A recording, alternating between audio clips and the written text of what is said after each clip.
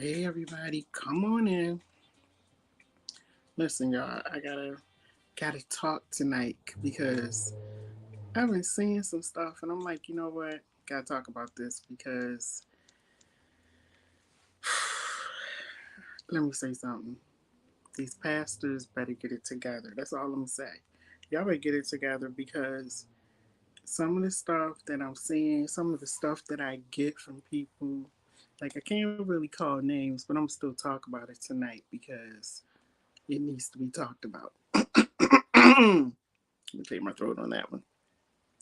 And some of the stuff that I see pastors doing, I don't know. It's almost like seeing people who feel like they are above the law.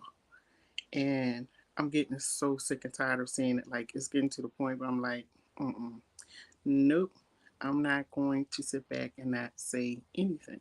I'm going to say something about it. Now, those who get mad or upset, that's up to you. I really don't care. Because sometimes things need to be said and um, to let people know that I see you. And not so much that I see you, but just the fact that you can't continue to say that you are pastoring and you're following. You got your flock of people in your church, and you're this and you're that, and then you're doing stuff that's out of order. Let me share this video real quick first before I start talking. Um, and I need y'all to share the video also, please. Um, because I do these late baptisms when I have something on my heart. Sometimes people don't feel like they should be baptized, and I know the traditional way of baptizing people is to, sit them down, give them Bible studies, and then you do baptism. Well, I'm non-traditional, and the way I baptize is we have a conversation. So, um, what's interesting to me is I don't want to say post pandemic because really, COVID is still going on because I still know some people. Gloria Green, shout out to you. I hope you feel better. I still know some people who are dealing with COVID and have gotten COVID a couple of times. So I don't want to minimize that, but we're on the other side of the way we had the lockdown and the way everything was going where we couldn't move about. I'm trying to share this video and talk at the same time. Let me share the video where we couldn't move about. And so now we're at a place where, we got a little bit more freedom where we can do stuff. And what I'm seeing, sad to say, is that some pastors have not learned anything. And you are continuing to carrying on with your nefarious behavior, and that's not cool. So I'm going to baptize you tonight as soon as I finish um, sharing this video. But I do hope everybody had a good weekend. I hope you had a great weekend. My weekend has been good. We had community church today, which was really, really good. It's I'm starting to understand what my purpose is, so I'm thankful for that. But let me see. Let me finish sharing. And if you hear any noise in the background, I live in Baltimore City where they feel like everybody needs to be a part of the party that they're having. And so that's the noise that you'll hear. If you hear a lot of noise and had to close the windows because they're smoking weed and everything, it's just a pain. Let me share. I'm just sharing this to one more spot. It was somewhere else I was trying to share my video. Okay, I can't think of it. Anyway, so let's get to it. So here's the thing. The sad part about this is that, like I was saying, the pandemic has happened, right?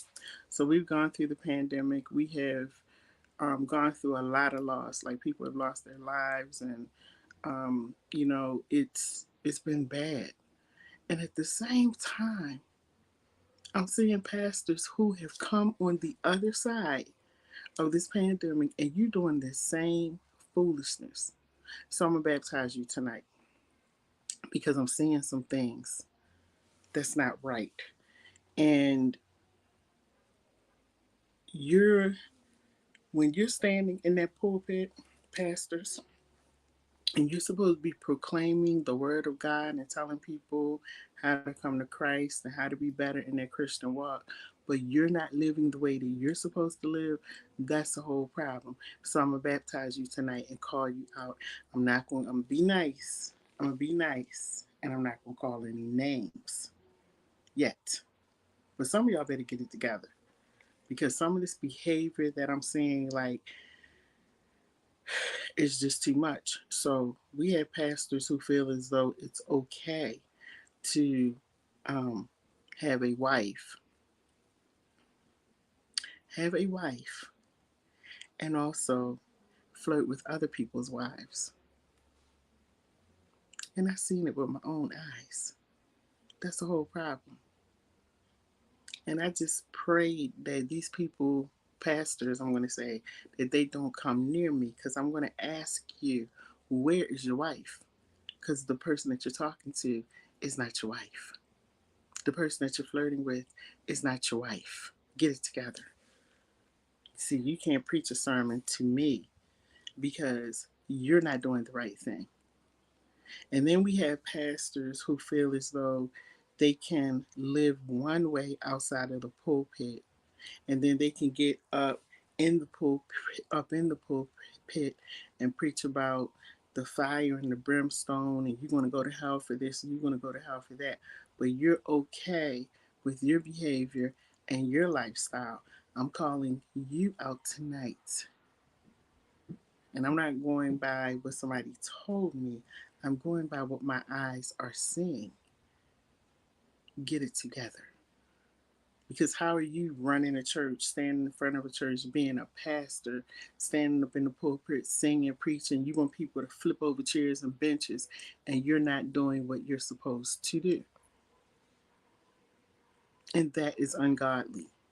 And so you want God to bless your church, and you want God to bless everything that you're doing, but yet and still you're not living a godly life.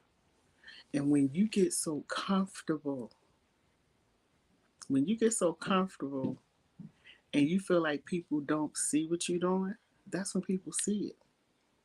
And these eyes right here, I see some things. And I'm like, you know what? I'm going to say something. I hope that some of these people, pastors, are watching my videos because you know where I've seen you and you know where I've been. So I'm hoping some of these people are watching my videos and they will understand that, oh, she's talking about me. But you know what? Some of you are so bold and so brazen in your behavior that you'll probably miss that this is about you.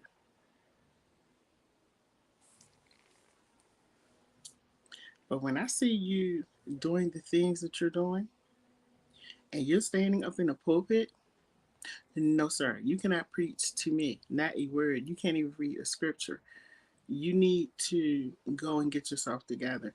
And as parishioners, a lot of times, parishioners, we have to hold our pastors accountable and we have to let them know, like, because a lot of times the people in the church see stuff.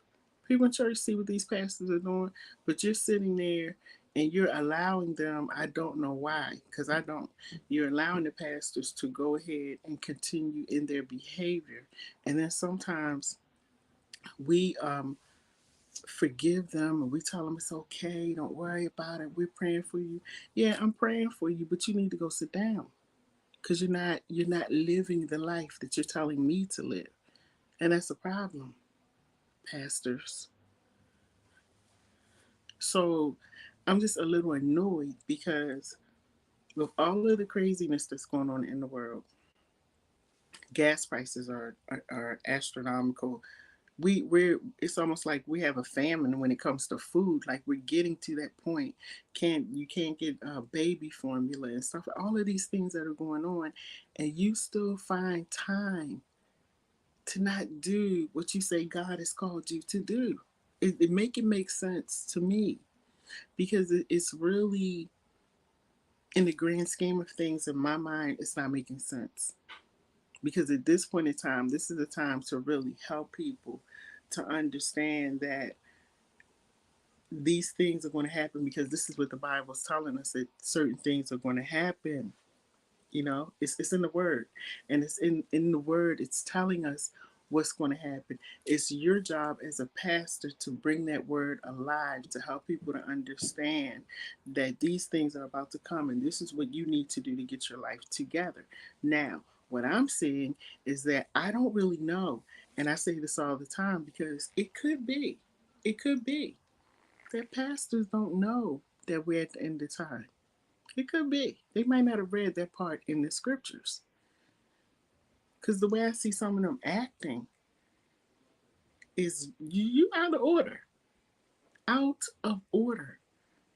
And doing some, like I said, doing things that you think nobody sees. Certain people see them. I'm one of them. And it's blowing my mind, because I'm like, you're doing stuff in the public. Right here in the public, so everybody can see it. That's not cool. I try to say things without putting too much information out there. But a couple of months ago, there was a lady who sent me a, she first sent me she messaged me in inbox. She said, Lady J, we found out that our pastor is cheating on his wife. I hear that a lot, so it didn't really, and it's sad, but it didn't really surprise me. So she says, I'm going to send you some videos I need you to look at. So, okay. Wasn't quite sure what the videos were going to be. So a couple of days went by. She sends me videos. Video number one. And prior to her sending the videos, I said, well, let me go on his social media page and see who he is, because sometimes if you live in the city, like I live in Baltimore, there's pop-up churches all over the place, and sometimes it's little small churches, and I'm like, is he a big pastor? Is he somebody that, sad to say, he was somebody that a lot of people knew in his area and in his state, the state that he lived. So, like I said, in between that time, I'm looking up his stuff, and I'm like, okay, and he speaks well, he sings, he plays the keyboard, organ, all of that. I got the video. The video was very graphic. Um, and the video showed the pastor on his knees. And the pastor wasn't praying. He was on his knees with another man while the man was sitting on the chair. So you guys can put all of that together. I'm not going to go into detail. So I immediately shut it off, because I'm like, "Ooh, I don't need to see no more of this." Okay, I see where this is going. And I messaged the lady back, and I said, "Well, I'm really sorry this is going on." And I was asking her different questions. Is there somebody else in the church that you can go to? Well, some of the people in the church knew that he had been cheating.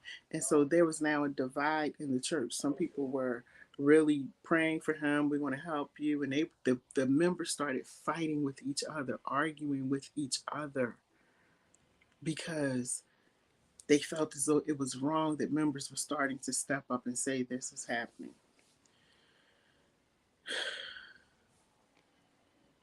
So what he didn't realize is that there were a couple of members in his church who really didn't like him. And those members actually paid some people to lure him in to do some things. And the second video, he was on his knees again, but he wasn't praying. And he was in the bed. And there was a man behind him. They were doing their thing. I go back to his Facebook page and Instagram page, and he's preaching. That Sunday, he preached a great sermon. I didn't watch all of it, but everybody's screaming, howling, or whatever. And that particular video, once it started, I was like, nope, no, no, no, no, no. So I'm texting a lady. I'm telling her, please don't send me any more videos because I get it. I get it. The pastor's cheating. Apparently, he's into men. He has a wife. Okay. You guys need to find another way to handle that because what she wanted me to do was expose him. She wanted to actually come on and do a show, and I exposed the pastor. I told her I don't do that. I'm not a Wendy Williams, okay? So I don't do that. Hey Cherie. She said I almost missed it. Hey Cherie, y'all, Cherie has a beautiful baby. Oh my goodness, my son and his girlfriend and myself, we were talking about her tonight. And so there was a second video number 2. So maybe a week or so had gone by because the lady had gotten a little annoyed with me because I said I'm not going to do this. I'm not doing that. She sends me another video, and I didn't even have to play this. Like when I'm going through my messages, and the video is playing, and he's with a prostitute. Now, that particular video that she sent was in a group chat. And what she had done was she had put this video of him with the prostitute with some church members in the group chat. She had my name attached to it. And I'm reading it, and the church members are going at each other. You're wrong for this. You're not right. You're going to go to hell, blah, blah, blah, blah. They're going back and forth. And I'm thinking to myself, so let me get this straight. He's married. He's preaching every Sunday at his church, singing. Very talented and gifted, playing the organ, playing the keyboard. And not only are you married, you're cheating, committing adultery, having sex with men and women, prostitute. Like you just don't care, and you ain't wearing no protection, and you're a pastor. And I begin to talk to the people in the chat, and I'm telling them, like, you guys need to handle this another way because this is not the way. Do you have a church board? Do you have a body over your, because in my religious organization, there's a body over, my denomination. Like they make decisions and stuff. But nobody was listening to what I was saying. Everybody was going back and forth until they decided, a few of them decided to take the videos from the messenger and post it on to social media. And once stuff hits social media, if you can put it on and in a minute everybody has seen it. A lot of people have seen it. And that's when he took all of his stuff down. I don't know if he's preaching anymore. But that's kind of some of the stuff that I get.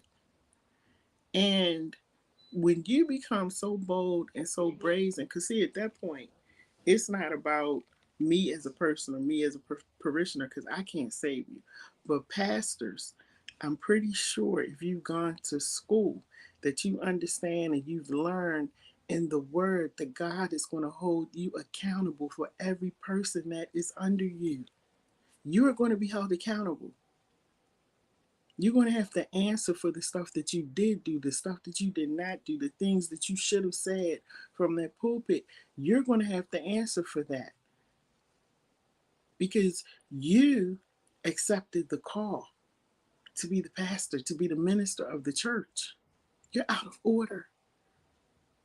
And so when I see pastors doing this kind of behavior, and I'm coming to you, John Gray, because he's another one. I see you doing some of this stuff and you're so out of order.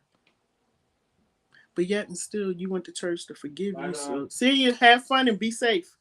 But you want the church to forgive you and take you back in. And I'm speaking to the parishioners as well. Don't do it. Hold them accountable just as they hold you accountable for what you do.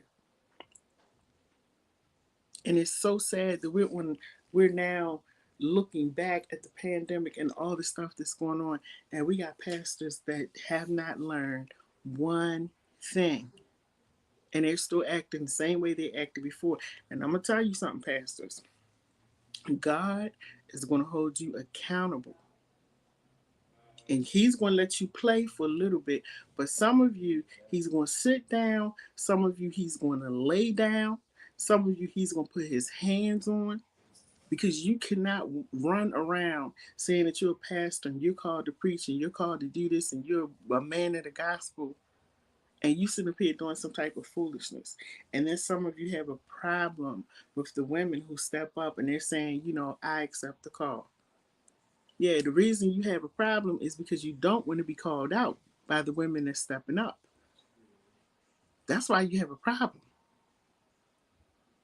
But I'm telling you that I'm seeing some things with some pastors. And I don't care if y'all get mad at me. You don't have to invite me to your church. I'm cool with that. But this behavior of walking around like you're up here and you're above everybody else. And like I said, it's almost like you are like people who act like they're above the law and they can do whatever they want to do. And sometimes pastors get it in their head that they're above everybody and they can just walk around and do what they want to do. And we're going to forgive you and we're going to let you be who you are. I'm not. I'm not. And that's why I said I'm gonna baptize you tonight, because it's starting to get on my nerves for real. Because I'm starting to see some of y'all just walking around, and I'm like, now I know you have a wife, but some of the things that I see you doing and your hands moving and touching, if I didn't know you, I would think that you didn't have a wife. And by the way, where is your wife? Where's your wife at? Go touch her. Go put your hands on her. Now, to the women. And before I go to the wives, because I don't know, like I'm a pastor's daughter. I understand, y'all got to keep the face and keep up the mask and all of that.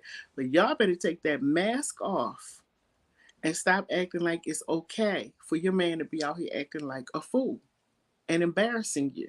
Because that's all he's doing. He's dragging himself and he's dragging you. I mean, dragging you. Okay? And some of y'all sitting back depressed, sad, anxious, don't know what to do, feeling suicidal because you know your man is not doing what he's supposed to do. But y'all got to keep face. You got to let everybody think that it's okay. You better take that mask off and deal with that situation and ask God how you need to handle it. Because just because he's a pastor doesn't mean that you have to sit up there and put up with his foolishness, which is what a lot of pastors' wives are doing right now.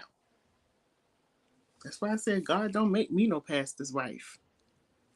Please don't, because that ain't going to go too well.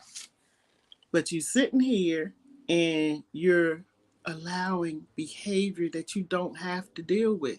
You see it. Y'all women see it. You see what your husband is doing.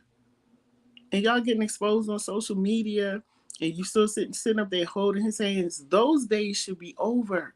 That's why God allowed the pandemic, so we could all sit down and get some sense up in our head and start making some more sound decisions. And we got popular people like John Gray, for example, who's in the news again and all over social media again because he can't keep his fingers from texting. He can't keep his fingers from dialing and talking on the phone to women. And you're known all over the world. So here's the thing. If you don't care enough about yourself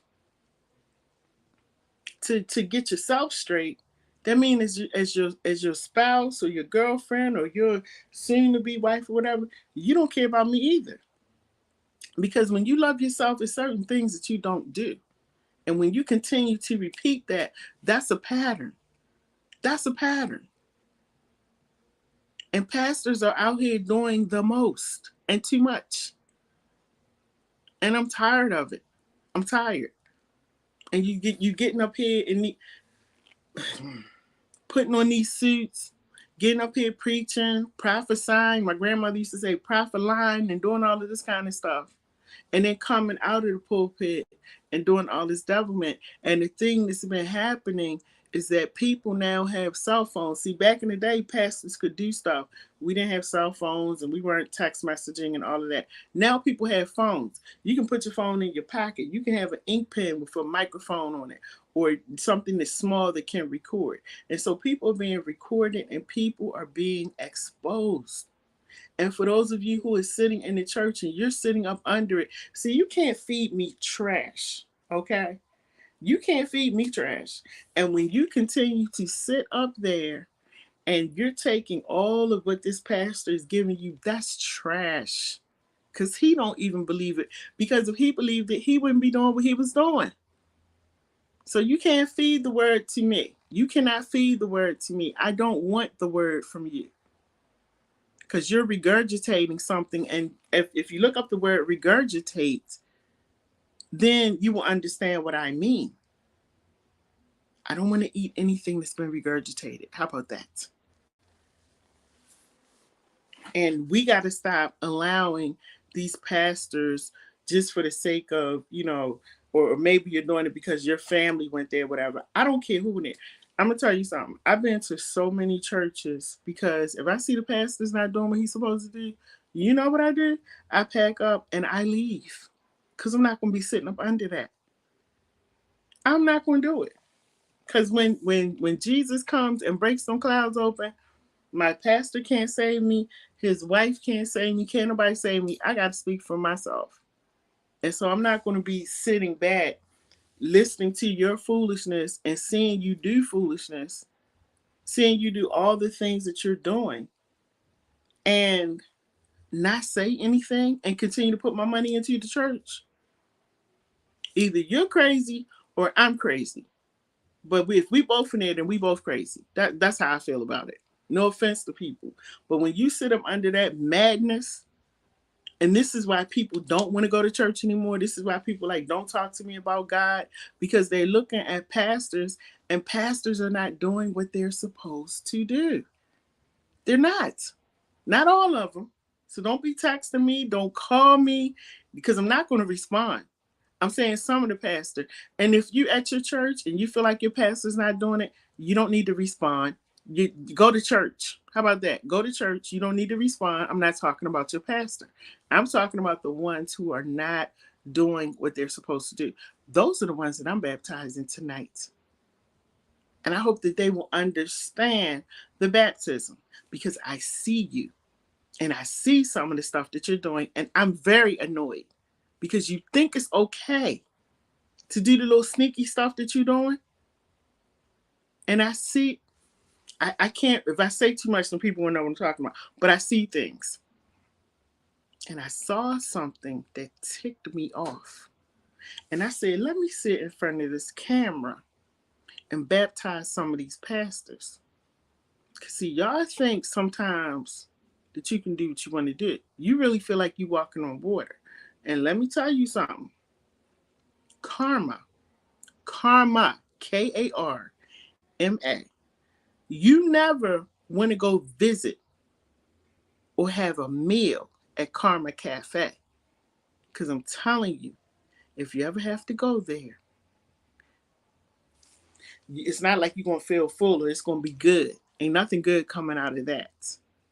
And some of you are going to be allowed, God is going to allow you to feel like what you're doing is okay. And then he's going to get to a point where he's going to start pulling that rug from under you. And some things are going to start happening in your life to remind you and let you know you're not God, he is. It's not your will, it's his will. It's not your assignment, it's the assignment that he's placed on your life for you to do. And some of y'all have totally discarded the assignment because you want to go and do things your way.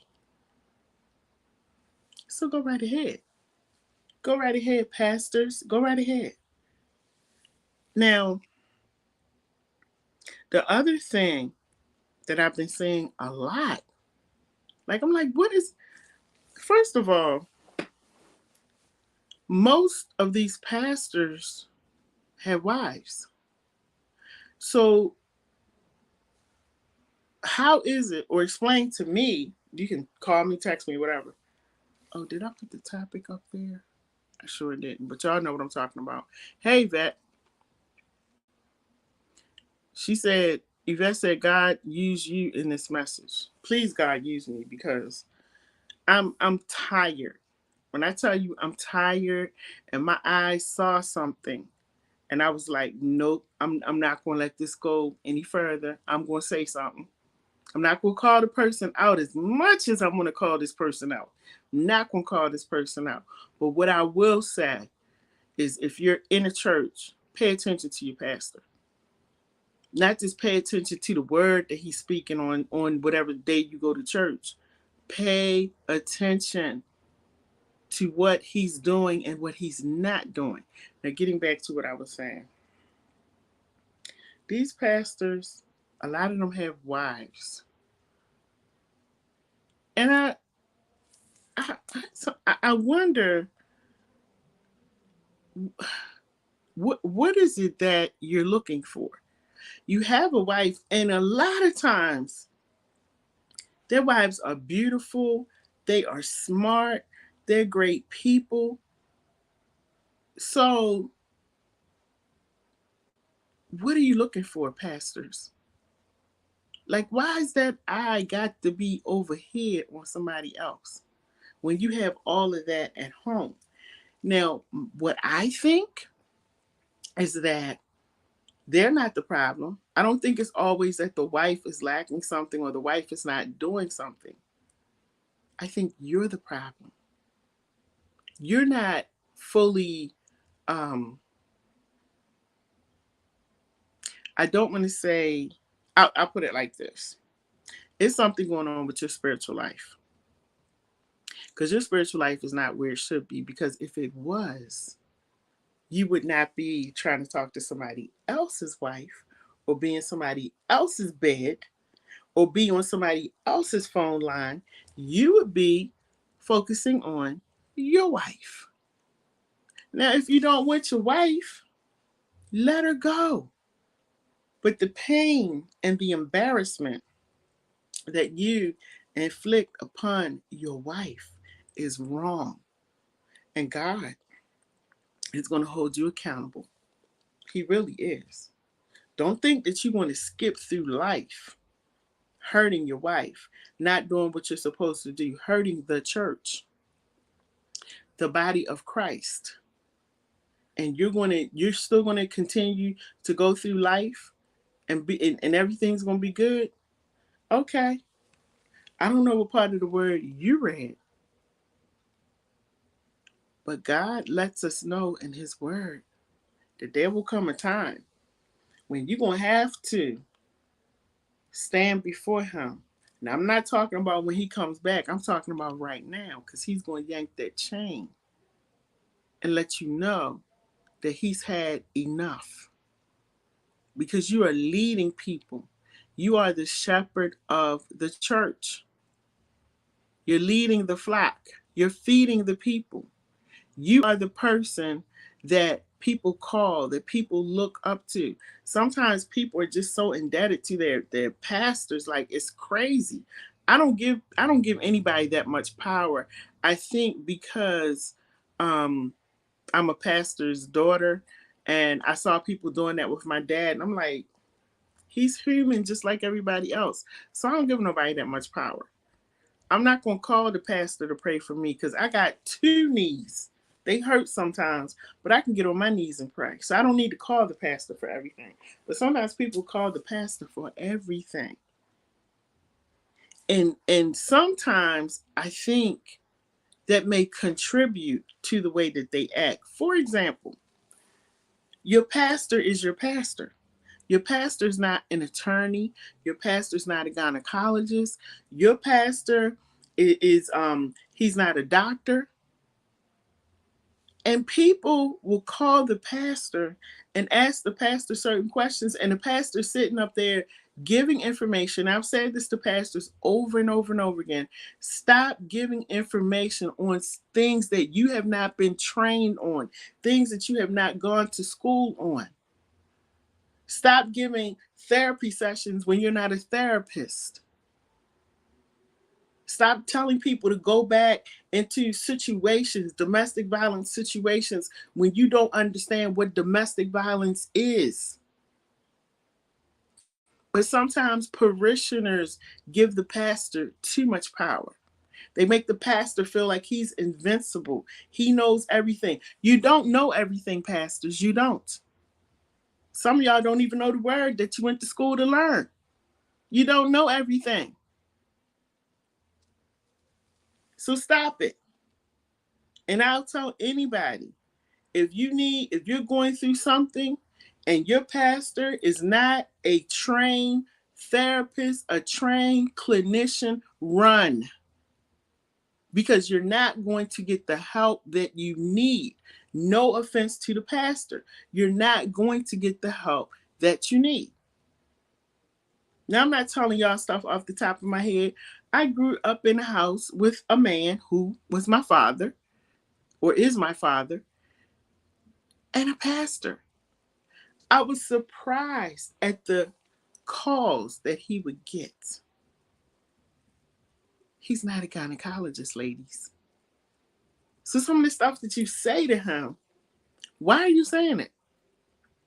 He's a pastor. But we start to feel like the pastor just knows everything. And instead of the pastor saying, I don't know, the pastor will continue on. Well, I think you should do this. I think you should do that.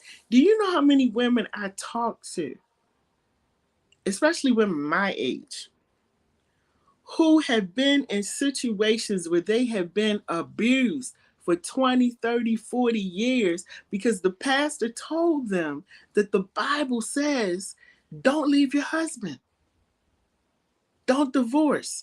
Be there with your spouse. Walk through it, work it out. The Bible doesn't say that. Not the one that I read.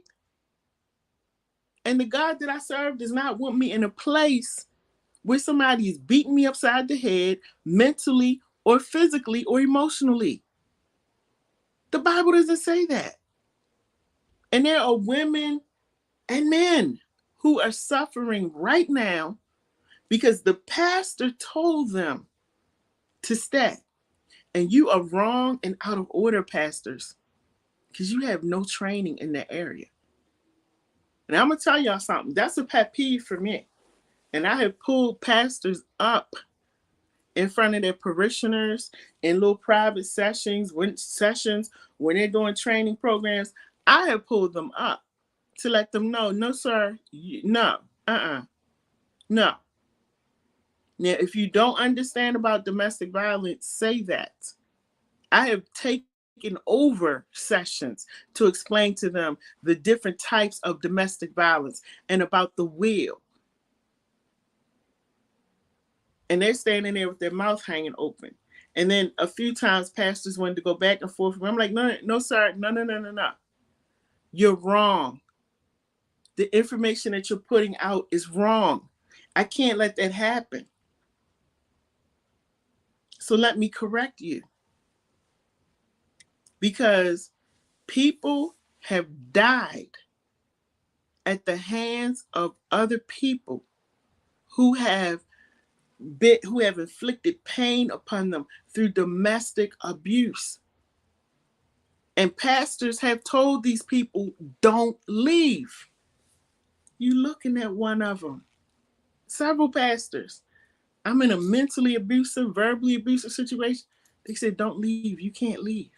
You got to be there. You got to be the strong one. He needs you. 27 years I stayed and had 3 strokes and a heart attack from it. That is not in the Bible. So be careful. And this is why I tell people you got to read that word for yourself. And you have to understand it for yourself. Because some of these pastors don't even understand the word that they're reading. And some of these pastors didn't even go to school to preach the word that they're preaching. So you don't really understand the Bible. You're doing your own interpretation. That's why I'm baptizing you tonight. So you can stop it. Because you're leading people astray. And people are going crazy. You're not supposed to come to the church feeling crazy and walk out of the church. And you're still crazy when you walk out. It's supposed to be some kind of change going on, some kind of butterflies fluttering around while you're sitting in there listening to the message, or something going through your head like, you know what, Pastor has a point. But if I'm walking in depressed and I'm coming out depressed and during the week I'm still doing the same thing, that's a problem. So pastors, stay in your lane. Walk in your calling. There are some pastors that I know that are pastors. They have gone to chaplaincy school. They've gone to school to be clinicians so they can understand how to counsel people properly. I know pastors like that, and I salute you for going through those extra steps because it's a lot of work. But I salute you for doing that. But if you are getting married, make sure the person in front of you is doing what they're supposed to do in their marriage, first of all, and make sure that they understand what it means to sit there and do a marriage counseling session. Because if they don't, they're preparing you for failure. And yeah, I'm going to be blunt about it so you can understand. If you're having marital problems, they have marriage and family therapists, marriage and family counselors. If that does not fall under your pastor's line of training, go somewhere else. Let the pastor be the pastor. Let him preach the word. But if he doesn't have that training, his advice might be good. Some of the stuff he might be saying is good.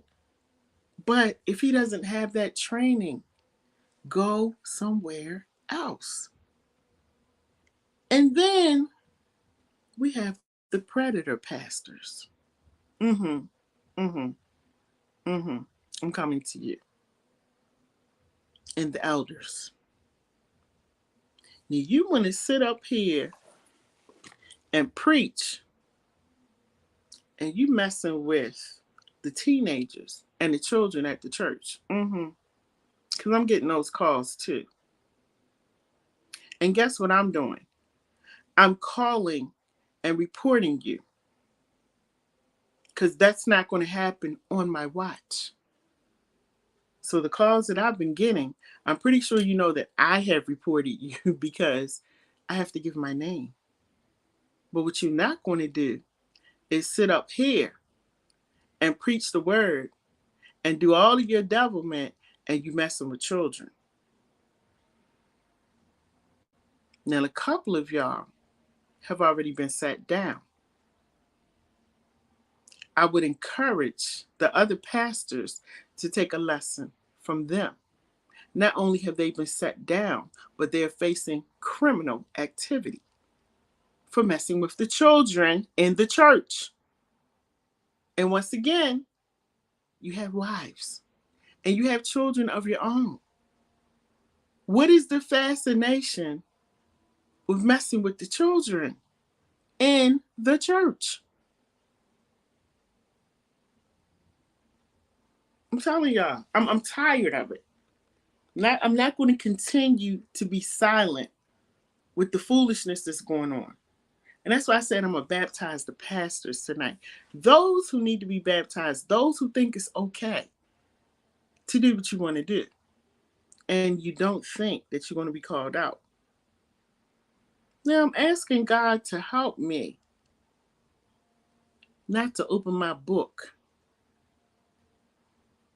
and call some names. But y'all better get it together.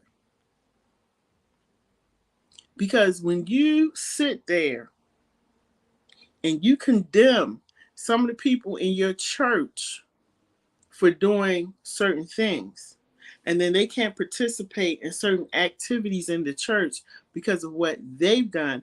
But you're secretly doing stuff under the sheets. And you're secretly in that closet. Mm-hmm. Mm-hmm. You're either going to be in the closet or come on out of the closet. Because I'm coming to that one too. But you need to decide what you're going to do with your life, because God is not pleased. And you're not helping anyone. You're hurting people. That's all that you're doing. Now, this is Gay Pride Month. And me personally, I don't care if you're gay, straight, bi, I don't care what you are. As long as you are living your life and you're not bothering nothing over here, I will keep praying for you, and I hope that you will keep praying for me. But when you stand up in that pulpit, I got a problem. When you stand in that pulpit and you preach about homosexuality, the gays, the lesbians, the this, the that, but you're okay with being with another man or another woman, because we got female pastors. And what do they call pastors and archbishops and all these other names? And you're okay with being in the closet. I got a problem with that. And then we have the pastors who will call out the gay people, the homosexuals, the this, and the lesbians, and the bi people, and the queer people. They can't, if you're a member of this church, you're not going to be able to do this. You're not going to be able to do that. But you're okay with having gay people, bi people, queer people, all these people singing in the choir. Coming, not singing in the church choir, but guest choirs coming in. Inviting guests that you know are gay. And you're okay with it. And we're supposed to sit there and clap and eat all of that up. I'm telling you, you're not feeding me that anymore. I'm done with it. You're either going to be one way or you're going to be another way. If you're okay with gay people coming to visit, to sing, a gay choir coming to sing, to do a concert, then be that. Say that. But you can't have it both ways. Because then you're saying to my child, and I used to say this when my son was little. I wasn't as vocal as I am now, but I would say sometimes, why is it okay for you to preach to my son about homosexuality? He shouldn't be gay, and if he is, he won't be able to do this, that, in the church. But you bring gay people to the church and allow them to sing. Sometimes speak, and you know they're gay. And as a mom, I'm supposed to be okay with that. So I'm calling y'all out too. Because like I'm telling you, if you're going to be a pastor, be a pastor. If you're going to be about the Bible, be about the Bible. But don't tell me one thing and you show me another thing up on that pulpit. And yourself, if you feel like you on the other side, go to the other side. Stop being up here perpetrating. Be who you are. Be who you are. And I salute the ones that, and I know some pastors who said, you know what, yep, I'm gonna be out with it. I'm gay. I'm stepping down. I applaud you because you're doing the right thing. Now, some of y'all gonna be mad at what I'm saying. Don't get mad at me. If you read your word, you wouldn't have any anger towards me at all. I'm one voice. But the Bible clearly tells us in the last days that a whole bunch of things were going to happen. And he clearly tells us to go ye into all the world and preach the gospel. I can sit in front of this camera. My biggest supporters and followers are over in Africa. I live in Baltimore. I can sit in front of this camera. People from China have reached out to me. People from literally all over have reached out to me. And that's what the Bible is saying. Go ye into all the world and preach the gospel. If the pastors would get on the camera, if just one pastor a day in Baltimore alone would just get on the camera and just speak the word and preach the word, do you know how powerful that would be? Do you know that some of these things that are going on in this world and in Baltimore City where I live at would be turned around because people would see that pastors care, churches care, because you're in front of this camera and you're talking to me and you're empowering me. But pastors don't have time to do that. But pastors got time to be on TikTok. You got time to be on Facebook, Instagram. You got time to do all these things. But you ain't got time to really preach the word and get on this camera and get on social media like you can. Social media, you can get, it's free. Sit down and do what you've been called to do and what you've been assigned to do. But some of you don't know your assignment. And because you don't know your assignment, you're a little clueless right now. You are the ones that God is going to yank your chain. Because see, what you're not going to do with his word is play around with it. Like I said, he'll let you play for a little bit, but then he's going to pull you right on back and you're going to have to get it together. And what you don't want God to do is to pull the rug from under you in the public eye. You don't want that to happen, pastors and parishioners. Stop giving these pastors so much power. They are people just like you. Their prayers don't get to heaven any quicker than yours do. Matter of fact, some of their prayers might not get to heaven. So learn how to pray for yourself. Learn how to read the word and study the word for yourself. Learn to know God for yourself. All of this faith and trust that you put in, she's my pastor. That's my bishop. Okay. Keep following them and see where they take you.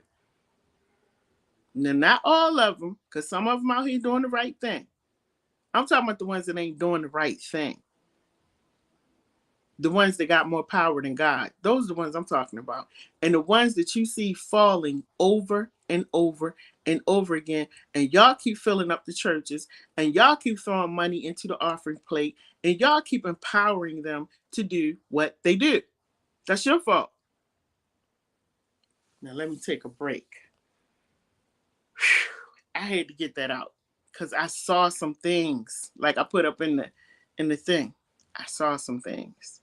And it really got up under my skin. Because I said, this one right here, he don't know how I'm looking at him. And sir, you are out of order. I see you. I'm right here. I see you. You doing. Where's your wife at? I see you doing some things that are out of order, sir. And it just really got under my skin. I had to come here and sit on the chair and talk about it. Because I've been trying not to baptize these pastors. But when you let one go, the other one think he can go, and the other one thinks she can go, and they just keep going on and on. And sometimes you got to call them out, and you're out of order. What are you doing? And who told you that was okay? Because you're the pastor? Go find your wife. Let me read these comments. Because I need to take a breath before I have to go get my inhaler, because these pastors.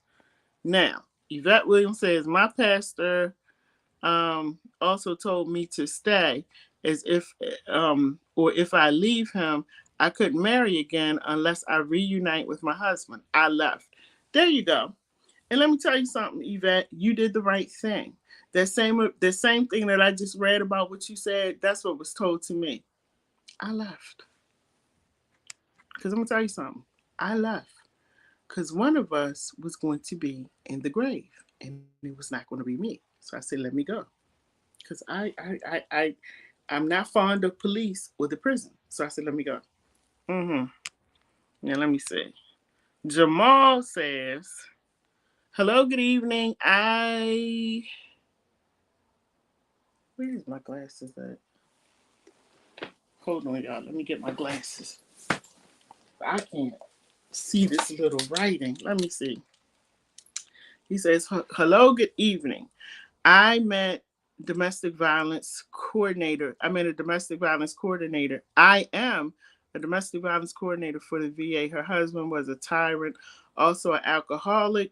He used to beat her from sun up to sundown. He told her, the next time you make me mad, I want to kill you and the kids. She works at the VA in the House of Ruth.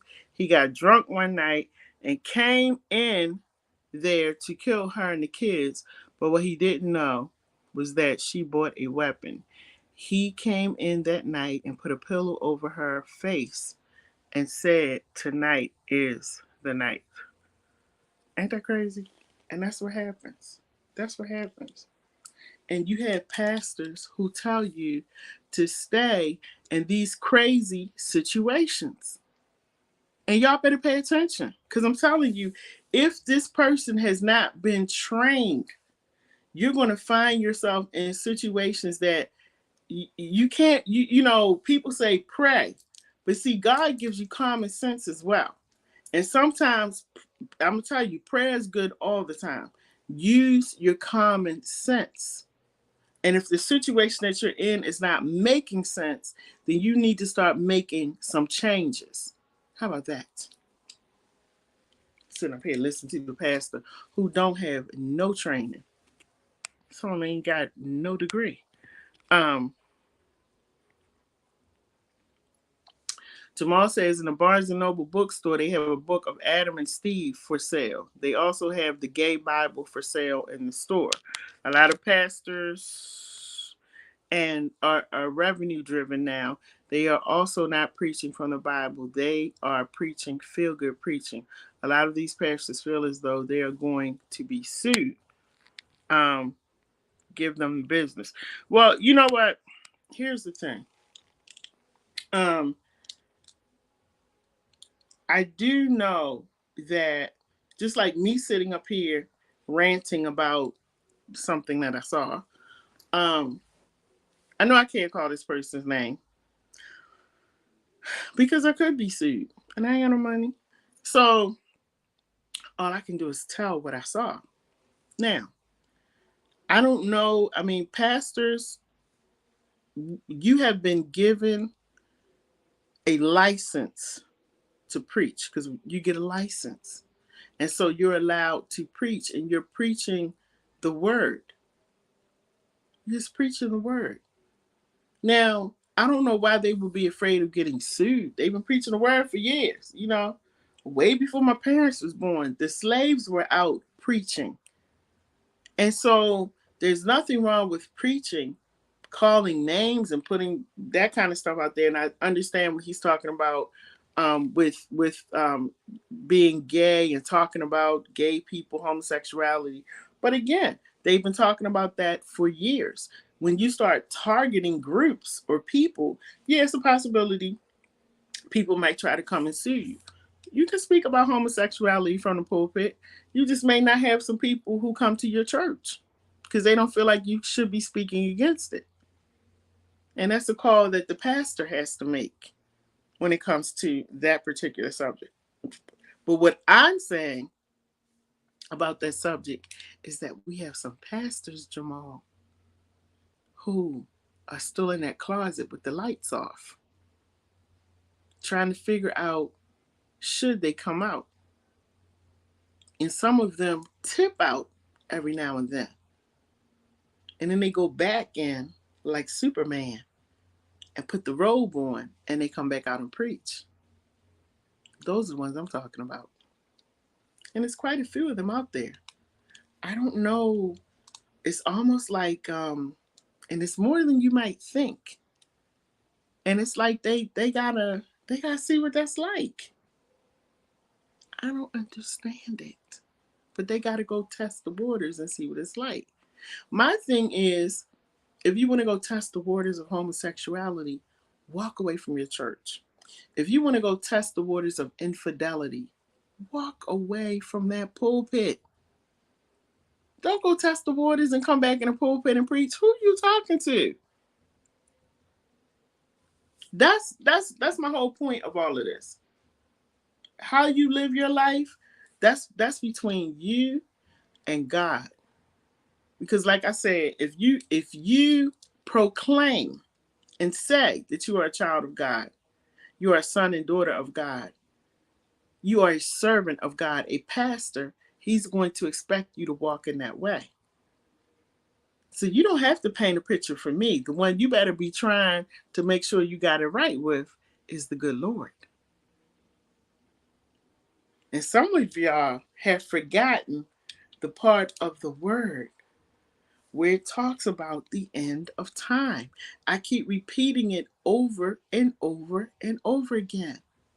When he tells you what's going to happen at the end of time, when he tells you about the signs and wonders, when he tells you to keep his eyes on him because he's coming like a thief in the night. No man knows when he's coming. It's clearly written out in the word. But maybe y'all didn't read that part. I don't know. Should have learned it in school. And some of y'all been living long enough that if you ain't learning in school, you heard somebody say it. What is the problem? And so we get to the point, not we, but some of y'all get to the point where you feel like it's okay. I'm going to just walk in my way because I got time. And let me tell you about time. A lot of people that started out with me on Monday, this past Monday, they're not here today. Eyes shut for one reason or another. So you better count every moment and start doing what you're supposed to do because all you have is seconds, moments, minutes, and seconds to do what you're supposed to be doing. Tomorrow is not promised to you. The next minute ain't even promised to you. It's just not. So that's why I'm constantly saying, get your life together. And some of y'all pastors need to stop baptizing other people and go get rebaptized yourself. Go sit down for a minute and study that word and really understand what that word means. But some of you need to go back and revisit the word because you maybe you forgot some of the stuff. I don't know. I don't know why. Because if you see all the things that are going on now, it should make you want to preach the word much harder and really do what God is calling you to do. Do you understand and see the craziness that's going on right now?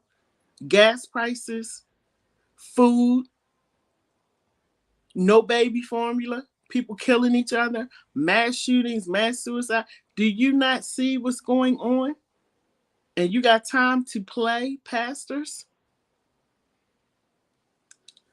That's why sometimes I feel like just close up all the churches. Go when the pandemic happened and the churches was closed. I said maybe these pastors will learn something from this, and some of the pastors did. But then you had a whole bunch of them that came back and it's business as usual. You ain't learned a dang one thing. So I'm baptizing you tonight, and I'm hoping that you will get it together, because I promise you that I'm not gonna call you out in public. But I'm going to get on that phone and I'm going to let you know I see you. Because for me not to say anything to you, that's just as bad. Because some of y'all I see. And for me not to say anything, it's still giving you a pass to make you feel like it's okay for you to be out here doing your devilment. And so, some of you, I'm just going to pick the phone up or I'm going to send you a text and I'm going to tell you what I see. I'm going to tell you what I see and that I'm praying for you. I'm going to get it off of my chest.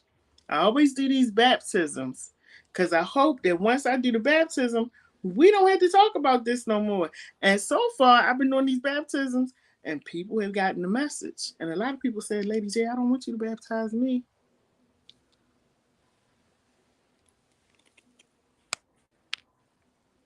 Hi, Leslie. How are you?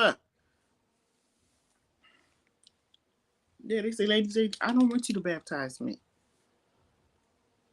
Because, pastors, I am going to give you some time. I hope you get a chance to watch this video. Cause see, so I'm gonna tell y'all, I'm gonna be honest with y'all. A lot of these pastors won't even talk to me. They don't say anything to me. And I get it. I get it. I'm a little rough around the edges. I say what I have to say. And a lot of y'all don't like it. And you don't know how to take me. But I'm not crazy. Not at all. I've just decided that in my walk, and now that I've got my chaplaincy license and all of that, in my walk, I'm not going to pretend that I don't see things. I'm going to come to you or call you or text you and ask you, can we have a conversation? And I'm going to share with you what I'm seeing. Now, once I share it with you, pastors, it's up to you to decide what you want to do with it. But I'm going to share it with you because some of you are out of order.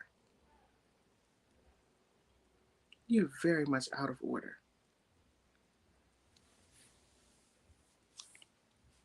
And petty. Some of you are very petty. Trying not to pull you down too much, but some of y'all petty. And so I am going to start saying to you what I see. Now, like I said, some of you don't talk to me, and I understand that. Don't have a problem with it because I'm not one who is looking for a friend because I have been blessed with great people in my life. So it doesn't bother me that you don't say anything or invite me to your church. That doesn't bother me. I'm still going to say to you, you're out of order. You need to get it together. Not so much for you, because see, you want to do what you want to do anyway. Because sometimes pastors feel like they're above God. They're the God complex. So you're going to do what you want to do anyway. But I'm telling you, because of the people that are following you. And I'm saying it to you because I want you to understand that when you exhibit certain behaviors, not only is it a problem because you're doing it, it's a problem because you have people following you. You have people looking to you to lead them in the right direction. Now, I'm one of these people. If I'm at a church and I see my pastor on the news or on social media a lot, or the church 1 minute is growing all up to the high heaven and then it's down here because you did something, I'm gone. I'm not sitting up in that. I'm gone. My money is gone. My children, I'm gone. And I've done it. I'm not going to sit up in foolishness. No way. I got too much stuff to do to be sitting up in foolishness and trying to wait for you to finish your mess and get your life together on my watch. No, sir. No, ma'am. Mm-mm. Leslie Porter says, speak the truth. You speak truth. That's their problem. Yes, Leslie, that's the problem. They don't want truth. And they know, whether you know me by Lady J or whether you know me by Charlene Jenkins, the government name, I'm going to tell you what I have to tell you. And I'm going to get it off of my chest. I'm going to tell you how I feel. I'm going to tell you what I see and how it's affecting me. And I know that if it's affecting me, because I do feel like I'm really strong in my walk with Christ, but sometimes, like this situation that happened, that had me going a little bit, I need to come to you and express to you how it's affecting me, how it's making me feel. And I'm going to do that. Now, how you receive it and how you take it, that's up to you. But God is only saying to me, go to them. Go to them in love. Don't go to them in anger. Don't go to them trying to tear them down or anything. But let them know what you're seeing. Let them know that that behavior is out of order. It's not in line with who I've called them to be. And when God calls you into the ministry, He has certain expectations. And the problem with the call is that some of you have not been called. Some of you have been called because of pedigree and who you know. Some of you have been called because you called yourself. And that's why things are going the way that they're going. I'm going to just keep it real. Because everybody standing in that pulpit has not been called. That's why I said, watch where you sit and cross your legs. Because everybody that you sitting before has not been called. I've been into some places where they asked me to come and speak. Oh yeah, Leslie said gone. Been in some places where people have asked me to speak, and I get there, and I'm scratching my head sometimes.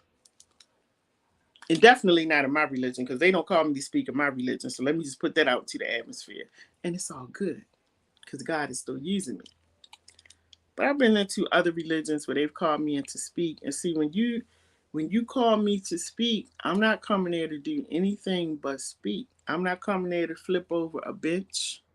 I'm not coming there to just be so in awe of you because you're pastor or prophet or bishop or whoever. I'm not in awe of you. I'm in awe of God, the one who woke me up this morning. That's who I'm in awe of. And so you will never see me getting super excited about meeting a pastor. Oh no. Because last time I checked, none of these people could put breath into my body. So sometimes I go into churches and people are pastors. It's the funniest thing, y'all. It's their church, right? It's your church. I'm the visitor. I'm there to just give a word or do a seminar or whatever. And you can see on their face, not it's like it's a spirit. And they looking at me like almost with this look like, who is she? Why is everybody talking to her? And I'm saying to myself, wow, it's your church, sir. It's your church, ma'am. Like, you got the problem. Y'all would have to be there to see it.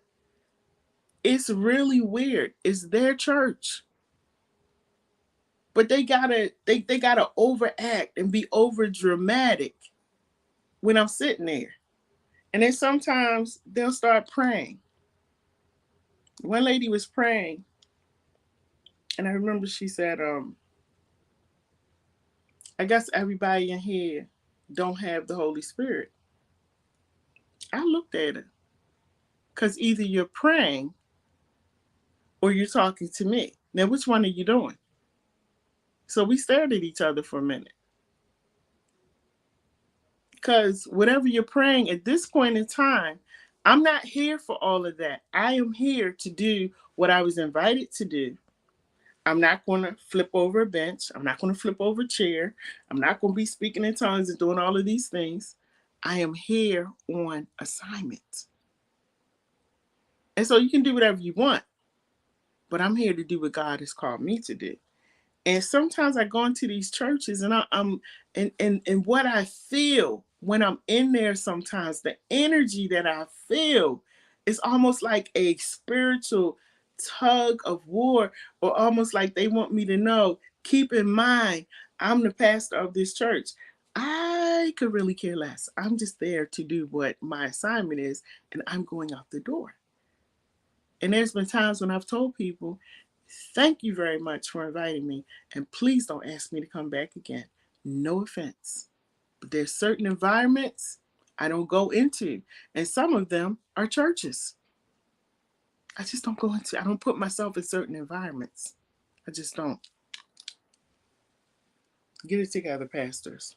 Now, Cherie said, when you say be careful where you sit, that's when the saying comes in that says that just because you're invited doesn't mean you're welcome. Watch how people treat you. Stay woke, people. That's right, Sheree. Absolutely. Stay woke. Because, see, I love that. Thank you. I think I'm going to close with that. Stay woke. Because some of y'all been in these churches for 40, 30, 40, 50 years, and y'all sound asleep. Because ain't no way in the world I'm going to be sitting up in the church where my pastor is constantly getting in trouble, doing some kind of devilment. One pastor and his wife, got to put his wife in there, not too long ago, they were in the news for scamming the elderly people at the church out of their money.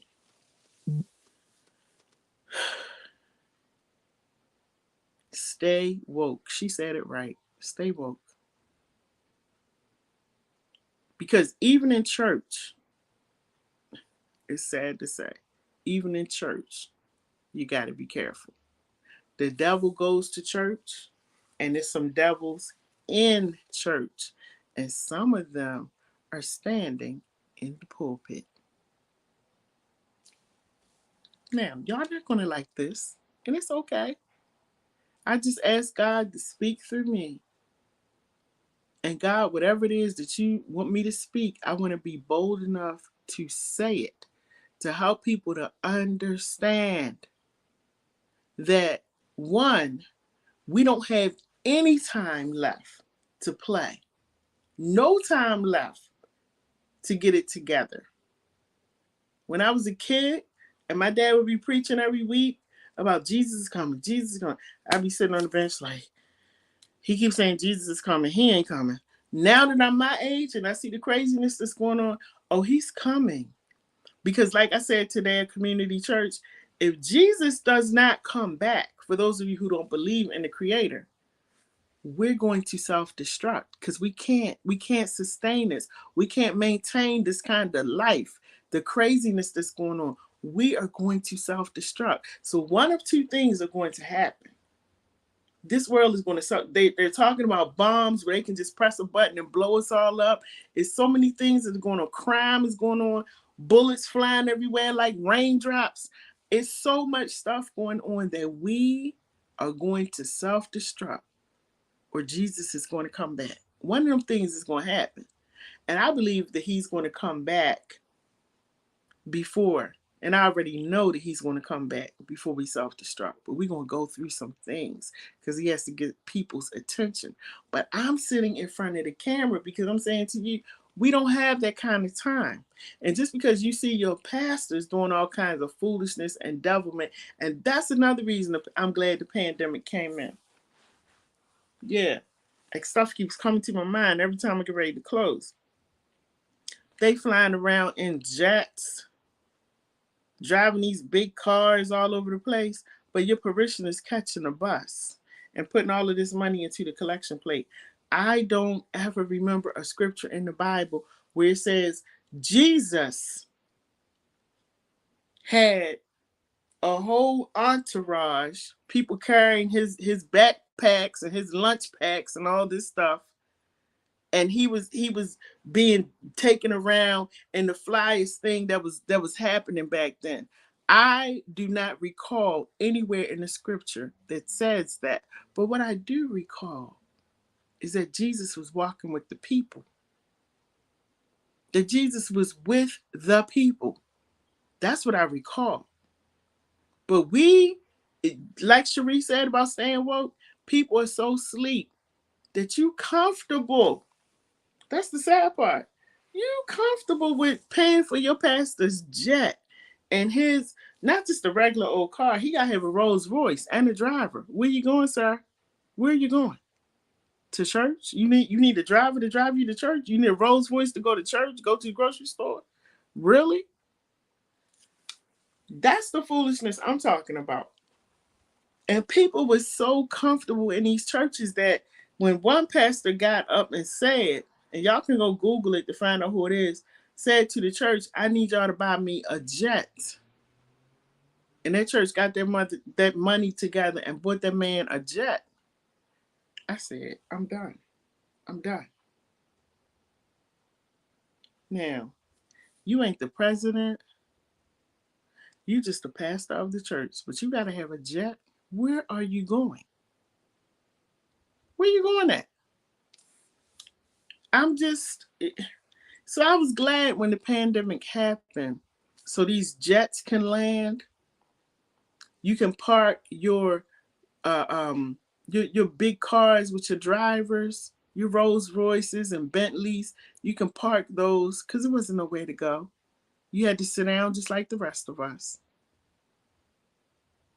And I was hoping that during that time, God would get your attention so you could understand that you need to humble yourselves.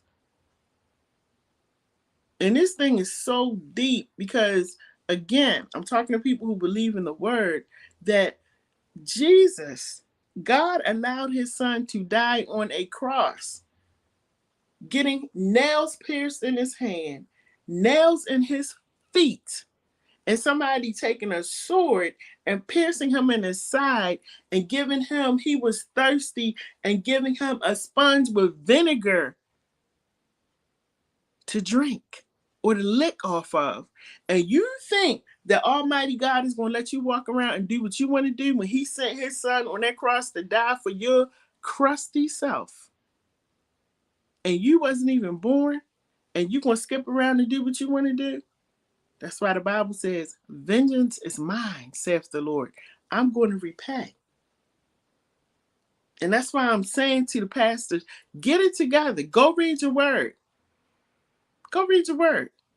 Because when you go back and read your word, you're going to understand that all of these little shenanigans and all the little things that you're doing, that you got your parishioners thinking that it's okay for you to do, you're going to find out that God is going to put a stop to it.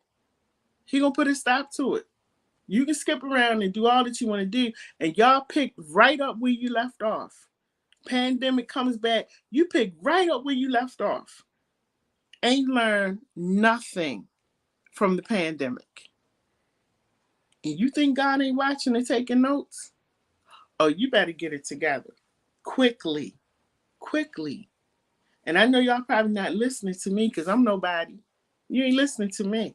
It's all good, but I'm going to sit right in front of this camera and I'm going to keep saying over and over again, because maybe pastors, if you don't get it, maybe your parishioners will get it. Maybe your parishioners will understand that the only somebody that you follow is God. That's it. Read that word, understand the word for yourself.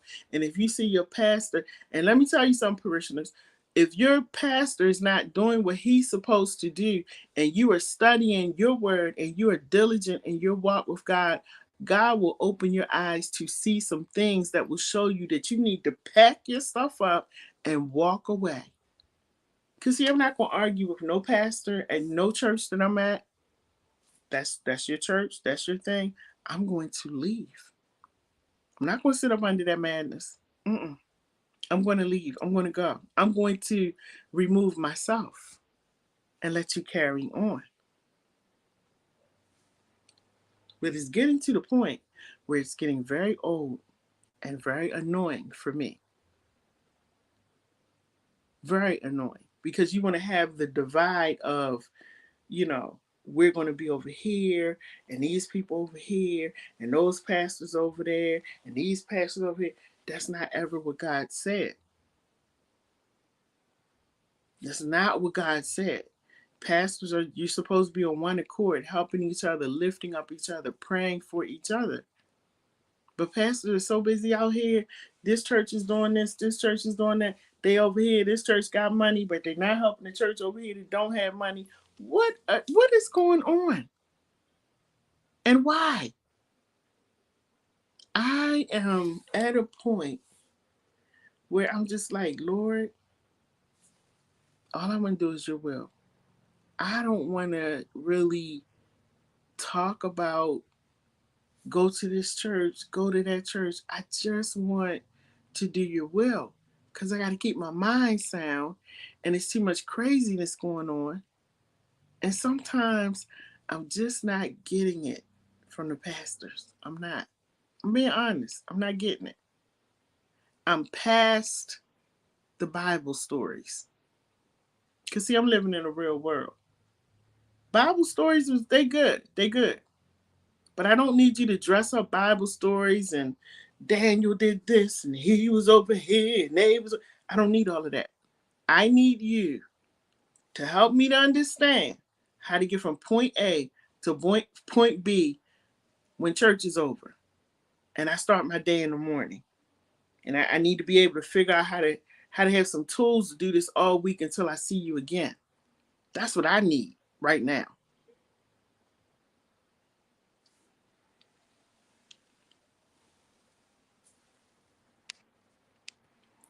Leslie said, God's will is what we should want for our life.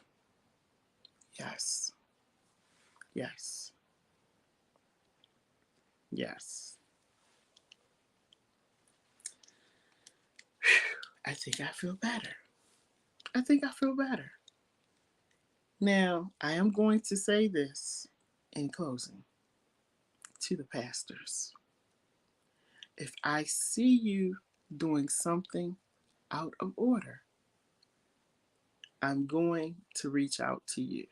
Not going to go to your parishioners. Never going to get on camera and call your name because that's not of God. I'm never going to do that. I'm not going to sit with other people and call your name out. I'm going to come to you and I'm going to say to you, you need to have a conversation because I'm seeing some things that's making me uncomfortable. And unless something is really wrong with your eyes and your hands, where they just move uncontrollably and they do things that they shouldn't be doing, unless that's a problem for you, a neurological problem, I understand that. But if that's not a neurological problem, then we need to have a conversation because your eyes and your hands are doing things that they should not be doing. And I see you. I see you. Mm-hmm. I see you. Leslie says, make the word relatable. Yes. Help me to understand how to get my life together. I know the story about Daniel and the lion's den. I know the story about Jonah and the whale. Help me to learn how to deal with depression, anxiety, suicide, mental illness. Help me with those things. And parishioners, once again, if your pastors can't help you do that, one or two things could be happening. They may be having some of those issues themselves, or they just may not know how to put it out there to you. And that's why you invite other people to your church who are skilled in that area, pastors. Because, like I said earlier, you don't know everything. All right, I am done. And we have just baptized some of the pastors. And you feel free. If you know some pastors that you need to add to the baptismal pool, please feel free to add them. Because we need to make sure that they understand that we are holding you accountable, male and female. We're holding you accountable for the call that you say has been placed upon your life. And so, any other virtual church family, if you have some pastors that you need to put into the baptismal pool, feel free to put them in there and make sure you pray for them. Now, the way the virtual church works, pastors, and some of y'all got a lot of money. We're going to talk about that one day too. Because y'all got some houses probably big as the mansions in heaven.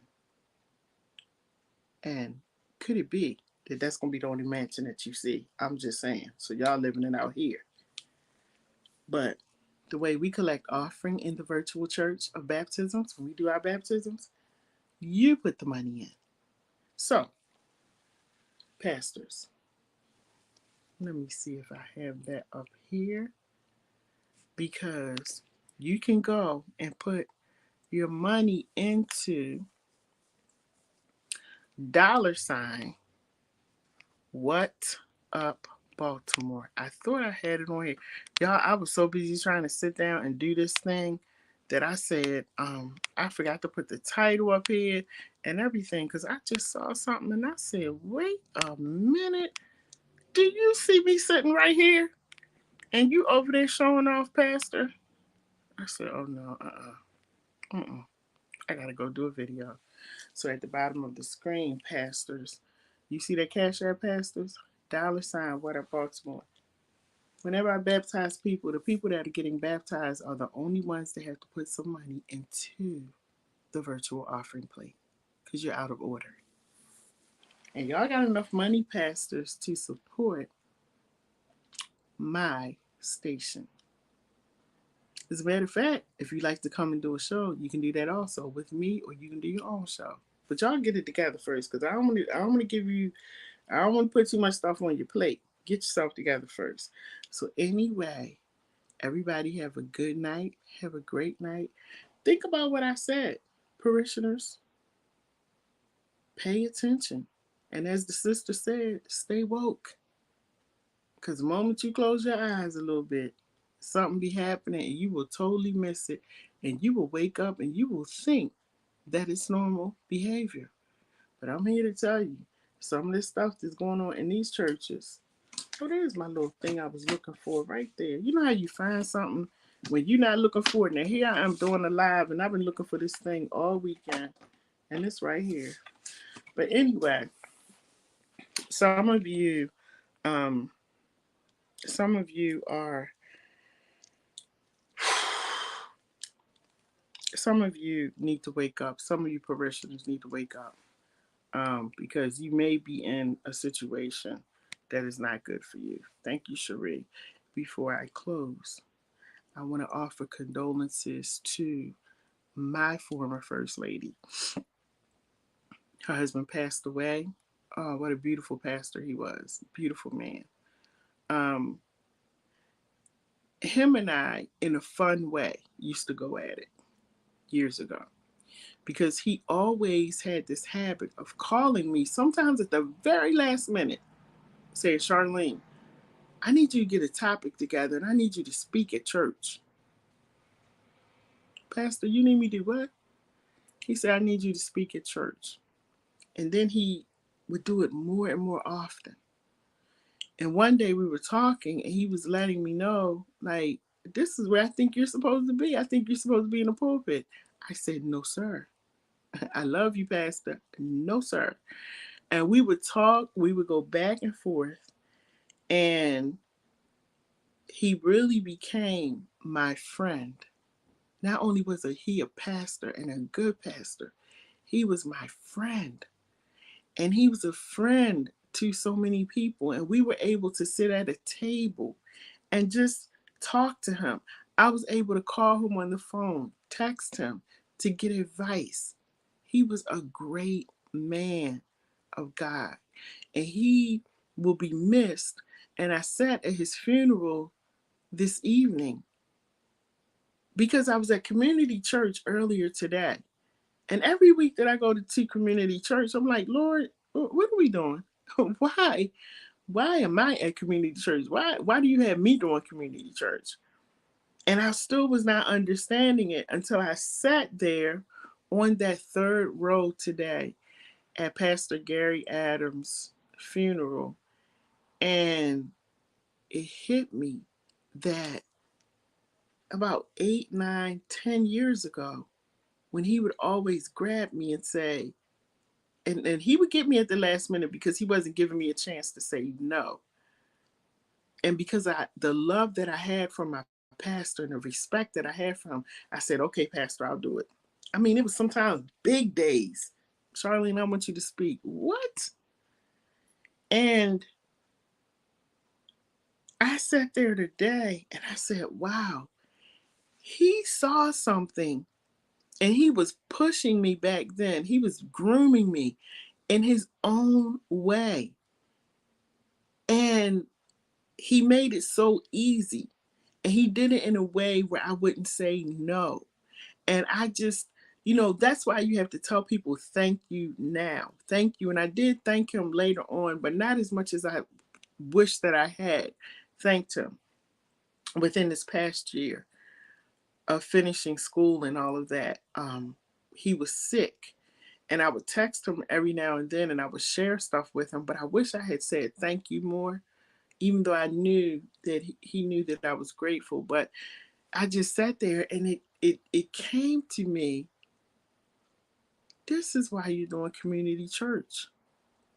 I was looking around and I was thinking about some of the conversations that him and I had, and it all became clear to me. Some of the things I can't share, but it became clear to me why I'm doing community church.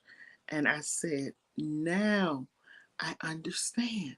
Now I get it.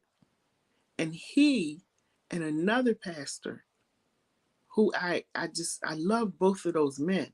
One is still alive, but they both were pushing me and grooming me and preparing me.